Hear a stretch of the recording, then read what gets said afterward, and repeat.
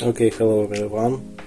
I want to show you if you made some repair of clutch on the air conditioning system.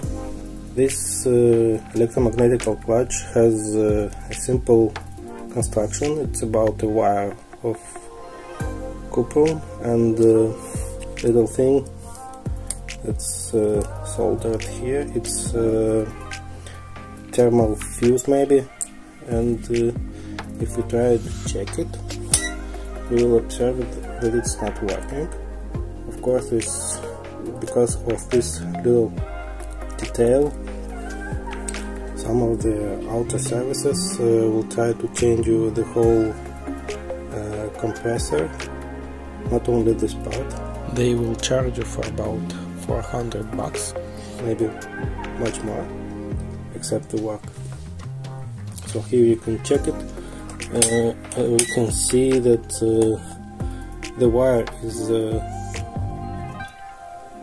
not damaged, because we have until here, and we do not have here, and we do not have here the contact, but we have on this part, and we do not have on this part. So this little thing will cost you about $400.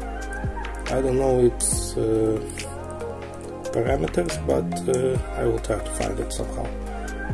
But if you can change it, first of all you have to take off this thing and